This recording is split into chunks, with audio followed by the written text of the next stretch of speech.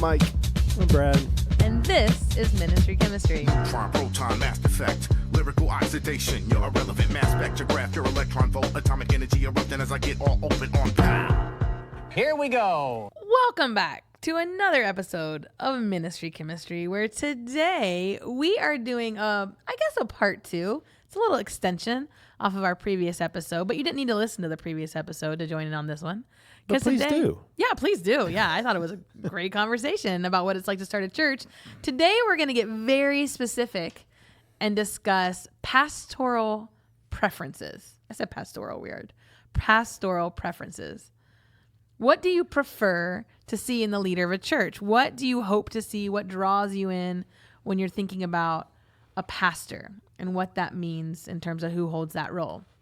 So, gentlemen, I have a question. What are like your top 2-3 things that stand out to you when you're thinking, I appreciate or need or expect a pastor to hold these characteristics? I have a rewind question, a prequel question. Is it okay to have pastoral preferences? Is that kosher? Well, we can get there, but you have them, so Yeah, whether we it's do. okay or not, it's different. Okay, that's Yeah. fair. Yeah, I got So you. what are yours?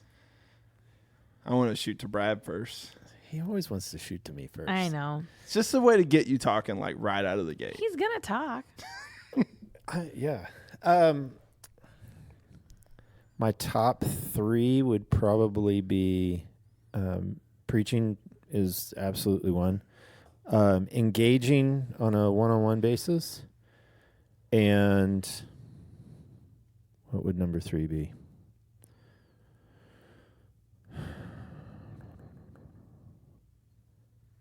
Well, you can just do 2. I'll have to think on 3. Okay. So engaging communicator. Yeah. Mike? Humble, relational, wise. If they're a terrible communicator, is that okay? If they're a humble, wise, best friend, but suck at preaching, they can be your pastor? But that's a fair question. That's why she asked. I know. That's what you said was your top 3, so I'm just checking. I Because the I would say no, Right. but I wouldn't put that at the top of my list. It's interesting that you would say no and not put it at the top of your list, because it is. I can ask another question, which is, yeah, but if they're, what's the opposite of like? If they're aloof, they're not really good relationally, they're proud, they're not humble, but they're a great communicator. Does that outrank your first 3 characteristics? No. So they can't be proud, they can't be aloof, but they also can't be a bad communicator. Well, I've seen this play out because I've seen pastors, not at my church or former churches, that are great communicators, but they're terrible relationally, and then that can be a turnoff. Yeah. Sure. Because someone told me once, and I think this is true, and that this plays into what Brad has said before. People don't care how much you know until they know how much you care. There's a relational aspect to how good you think someone is communicating. Okay. So I think that the more relational someone is one-on-one, the more engaging they become to you personally As a communicator. as an upfront Yeah. communicator. You know what? And that Yeah, that's fair. transcends across the church setting, like professors and teachers. Yeah. The better relationally they are, the better connected they are with their audience or their classroom or whatever we want to call the group that they are teaching or communicating to, the better they are at communication Yeah. to that group. Yeah. Yeah. So yeah, I would agree. I think the question is interesting, and listeners, we have a range of people who are on church staffs, volunteering within a church, so they're on leadership, people who just attend church, and then some people who don't even approach a church at all that listen to our podcast. And so I'm going to answer this, and I'm going to go ahead and say I'm answering this from the perspective of someone who serves on a church staff. So I get paid for vocational ministry. And 3 things that I find really valuable in a pastor, to me, is someone who's very good relationally, someone who is a clear and consistent communicator, And that's how I would define good communicator. And then relationally good communicator. And then someone who supports their people well, like lives out what they believe. And I want to make a caveat between 1 and 3, relational and supports their people, because they don't need to be a people pleaser. Some people would say if you're a people pleaser, you're good relationally. Not always. Right. And you're going to tick off some other people. If you've always got these constituents, you got to keep happy or in a certain place of power that doesn't always support your team or your leadership. And so to me, those are the 3 things. But man, communication, I draw that out because all 3 of us said it. And I think that's what draws some people to some churches. Well, I mean, I would clarify the reason I use the word wise. Like I was thinking biblically literate, but there's more than that, you know. And I think of wisdom as, I mean, it's very all encompassing. You could put a lot of things in there. You could put biblical literacy in there. You could put theologically sound. You could put life experience that ties all that together.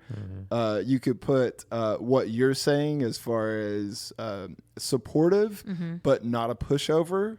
You know, like non-confrontational is probably not a good pastoral quality. Like if you're going to be a good leader, you're going to have to be confrontational at some point. Not fear confrontation. I don't know if you have to be confrontational. Well, yeah. You're mincing my words again. I'm not. I'm clarifying because I've met confrontational leaders who are always jonesing for a challenge. Well, I don't mean want to go toe to toe. Well, I don't mean it that way. When I say confrontational, I mean you're going to have to confront issues. Right. You know. Yes. It's inevitable. Sure. So, and I say wise because that extends my list from like 3 things to 15.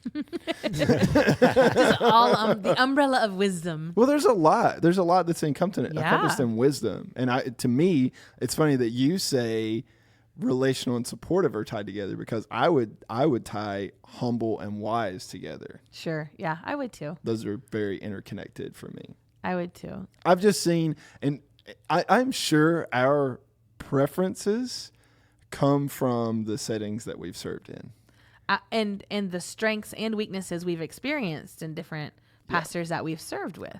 Because sadly, I've been around many pastors who lack the humility quality. Yeah. And that has become so important. Well, and because of that. There's this big trend. I want to say trend. I think it's the right word, of pastors, of the word and role of pastor and leader needing to be synonymous. Like a lot of pastors are now reading leadership books and how to lead a team and, you know, what was Clay Scroggins' book, how to lead when you're not in charge. And, well, I mean, 2 podcasts that I listen to are by pastors, lead pastors of very large churches, but their podcast is all about leadership. Yeah. So it applies both in a Christian world and a secular world. And the fascinating thing to me about those potentially being synonymous is good leadership is simply discipleship, no matter the setting. Jesus was a good leader because That's a good question. Yeah, Jesus was Does discipleship happen outside the church? It does. Mentorship, guidance, teaching. Is discipleship and mentorship the same thing? Yes. What do you think, Brad? I agree. Yeah? Yeah. Do you not? I think discipleship's a churchy word for mentorship. I that's what I was going for, yeah. I don't. Tell me why. Well, Say more words. Say more words. Our good friend Keith I love Keith. talked Hey, Keith. about the difference between mentorship and coaching, right? Mentorship is pouring in, coaching is drawing out. Okay. I think discipleship is both of those things combined. I'll accept that. I don't think discipleship is exclusively mentorship, but I don't think it's exclusively drawing out either. If those are your definitions, that mentorship is pouring in and coaching is drawing out, yes, discipleship is both of those. And plus, like, But I think to me, discipleship, and maybe it's because it's, we see it in the Bible, we don't see it in secular context, but I mean, to me, discipleship is tied to Jesus because I'm pouring Jesus into someone and I'm trying to draw that image bearer out of them. Yeah, that's a great way of phrasing it. And the reason I said they were pretty synonymous, but now that you bring the coaching element into it, I can see that You're welcome. as well. Thank you. The reason I said they're synonymous is because let's take a business platform where you have a mentor or a boss or a manager, and they're trying to both, I guess they're a coach as well, draw something out of you, but pour something into you. And I would think in hopes that you would do the same for your subordinates. Like, subordinate's a terrible word, but those who report to you, I want to lead in a way that the people I'm leading lead others in that same way, because I'm looking to the person leading me that I value the way that they're supportive and investing in my life and my role and my gifts and helping me live into my strengths. I want to do that for somebody else so that they can do that for somebody else and so on down the line. To me, that's the pattern of discipleship, which is why I made those words synonymous. And the question of should a pastor be that is always going to be yes, because should any follower of Jesus be that? Yes. You know, and it gets to the question of intentionality behind the mentorship or just happenstance. Ooh, well, we kind of both coexist and I'm going to teach them some things, whether I mean to or not, versus we are going out one day every week for coffee and I'm going to pour into you and read a book together or whatever that might be. Well, I don't know if that needs to happen. To add on to the semantics and apply it back to our original conversation. With mentorship and coaching, depending on the context, the end goal is going to be different. Like, Sure. so for, let's say, coaching a soccer team, the end goal is to make good soccer players and a good team. For mentoring someone in a work environment, you're mentoring them to be the best in their position, you know, and that's going to change from one Position to the right. other. Discipleship, the end goal is always the same. It's Christ-likeness. So, and to tie it back, I can't mentor someone. I can't pour in what I don't have in Christ-likeness. Right. And I can't draw out what I can't set an example of them to become Christ-likeness. Sure. I.e., for me, that's humility, relationship, and wisdom. Okay. I'll take that. So here's the question. Do we think pastors need to be visionaries and cast vision and guide trajectory of, church movement into the future? That was going to be my third. Ooh, I did it. I guessed it. So yes, I think they should, and because being a leader is, you have followers and they want to go where you want to go in a sense, and You hope so. otherwise you're not a leader. True story.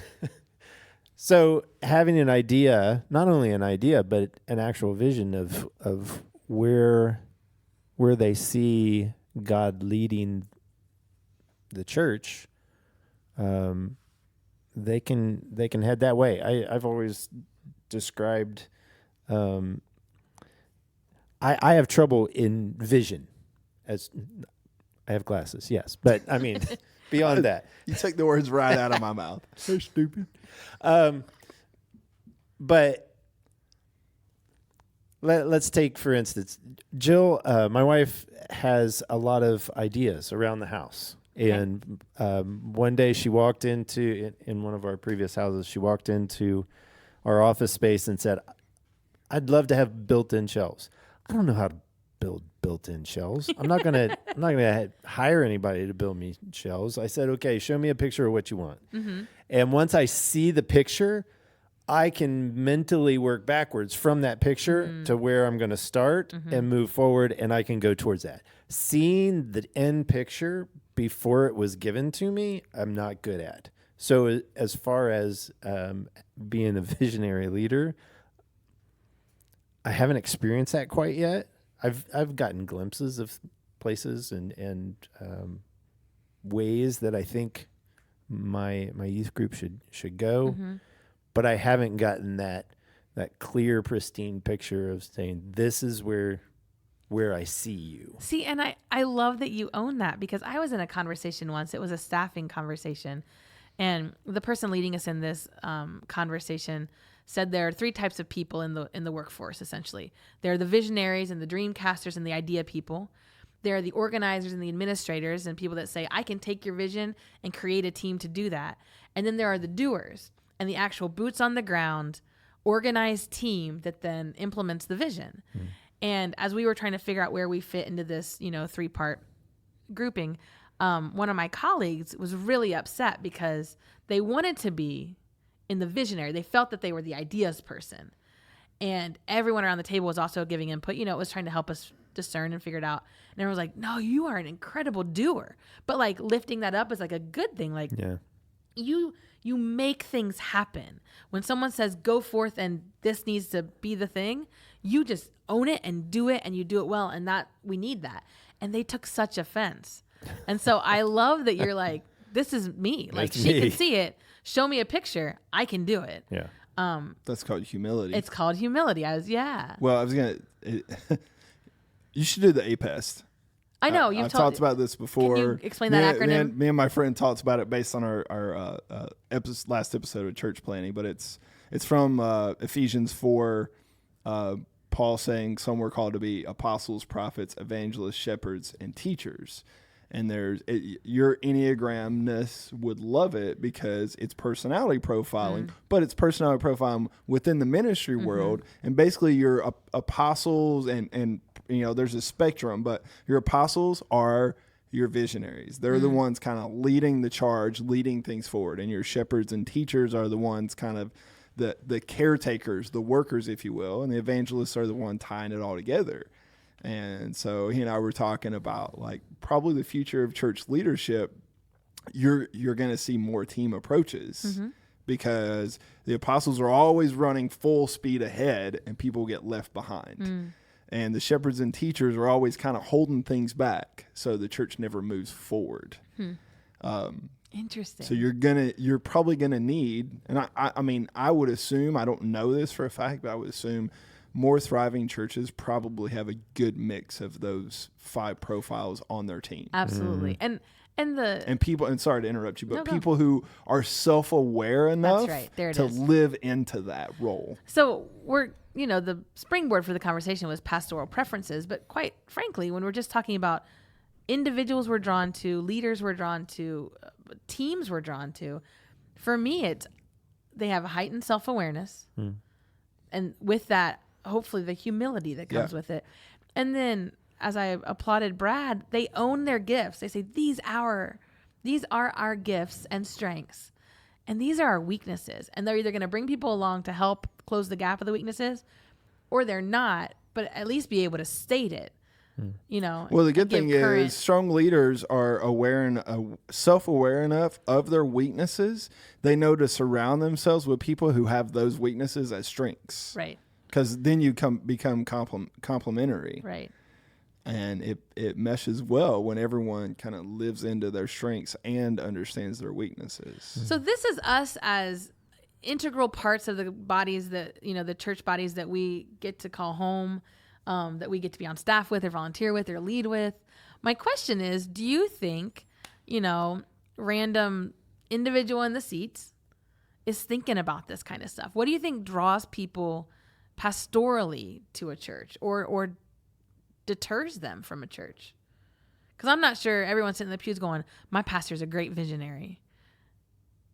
I don't know if that's the thing that you go to a church for the first time, I can just see clearly their gift of administration, and that is what I love.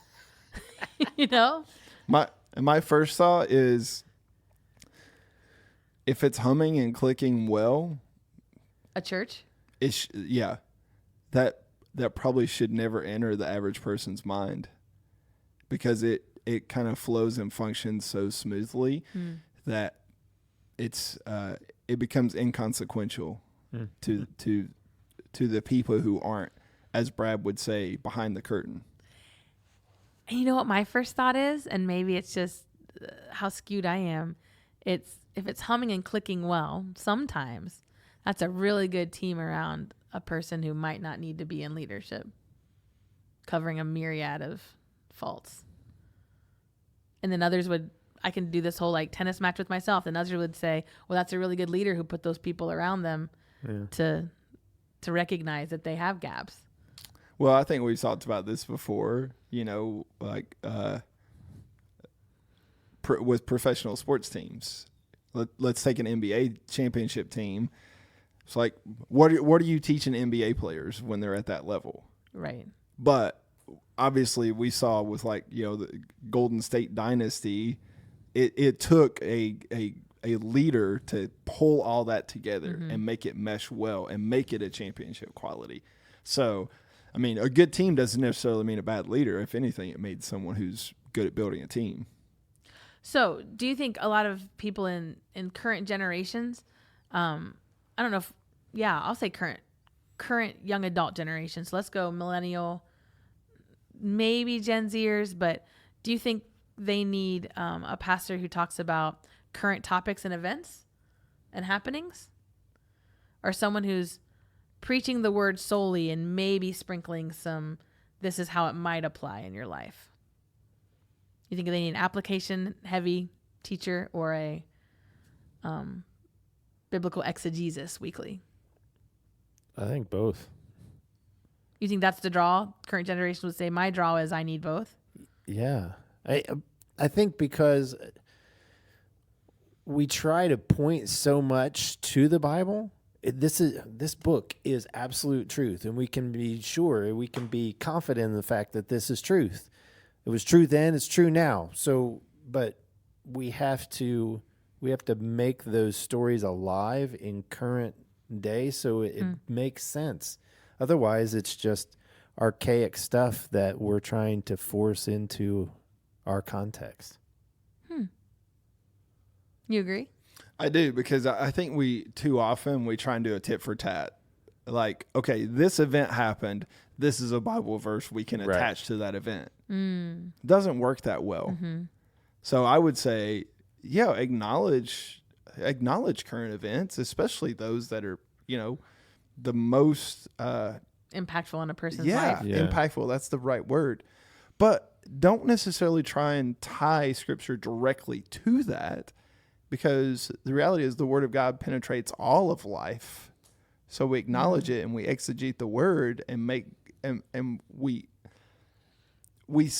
I say elevate, but the Bible self-elevates itself above and beyond culture. So we just allow it to do that by acknowledging culture, but exegeting the Word for itself.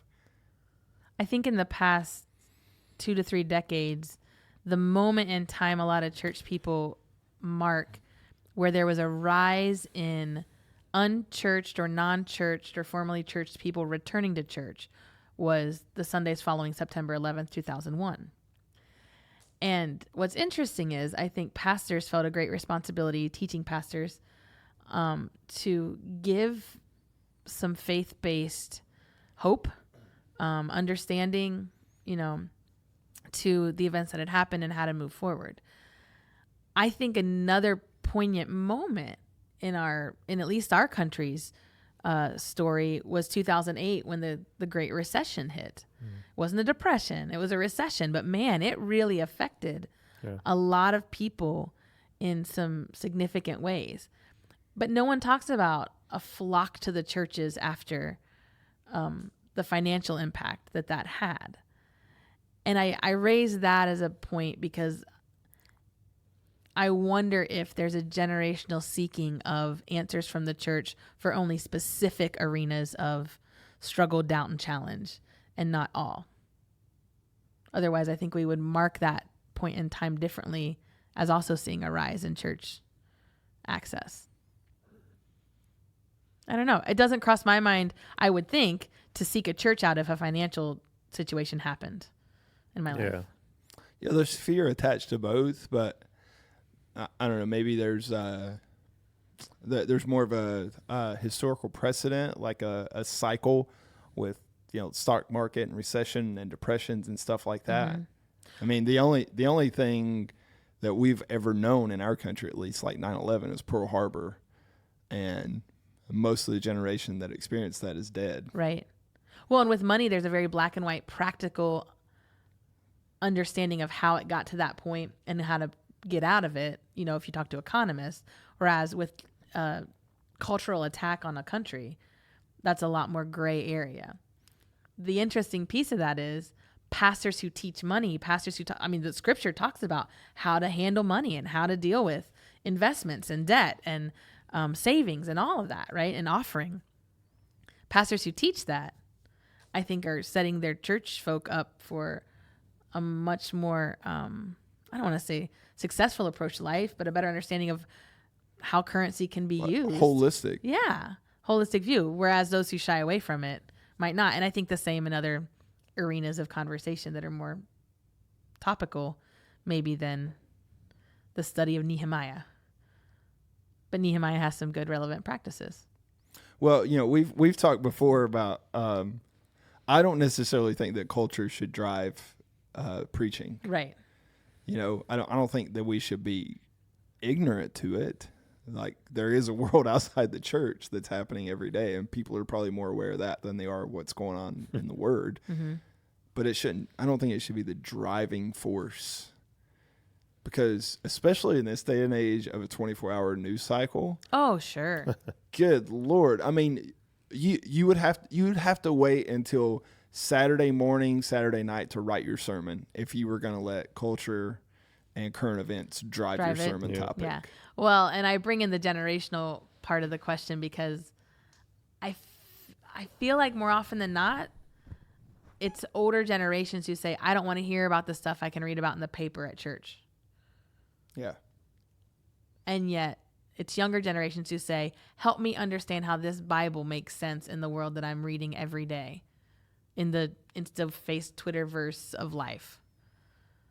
And I don't think the intersection of faith and daily functioning is at all a bad thing. No. And I don't think anyone here is saying that. No. But for me, I need a pastor who helps me make sense of all that.